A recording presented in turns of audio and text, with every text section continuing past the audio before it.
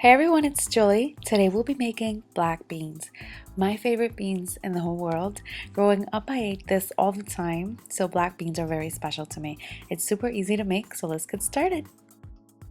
So most people only use onions, green peppers, and garlic. They chop it really fine, saute it, and add it to the beans.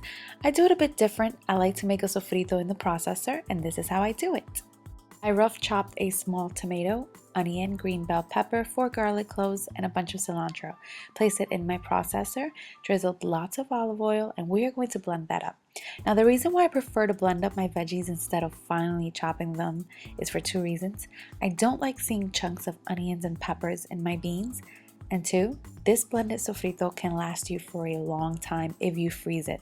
So that way, every time you make beans, you don't have to chop onions, peppers, and garlic. You just take several spoonfuls of sofrito and voila, you're good to go. So you want to make sure you remove any little rocks or broken beans.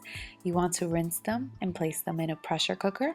I wanted to show you guys, that's a broken bean right there. Go ahead and add the water to the pressure cooker.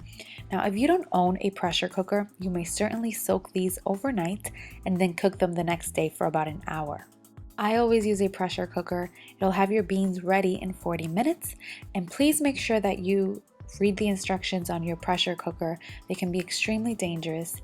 If you're not an adult, I highly suggest having one present while you make this. So the minute I closed the pressure cooker, I turned the heat on high. The minute the pressure cooker started making noise, which it'll make a noise, that's normal, you want to lower the heat to medium and cook it for about 40 minutes. After 40 minutes, you want to make sure you let out all of the steam from the pressure cooker, and then you want to open it. And this is exactly how you release all of the steam. How do you know it's ready to open? Once you lift this and there is no more steam releasing, you are good to go. But again, make sure to read your pressure cooker's instructions. Once you open it, you're going to notice that the beans are super watery. That is completely normal. All you're going to do is raise your heat to high and let it come up to a boil without a lid, and this will help thicken your beans. In a really hot saute pan, we're going to add our sofrito. You don't need any oil since this already has tons of olive oil. And I like to saute it for about 5 minutes on high heat. You're going to add the sofrito to the beans, and no worries, it will not make your beans green or weird. Also, traditionally, Cuban black beans don't really call for tomatoes or cilantro, but this is how I like to make it, and it comes out delicious every single time.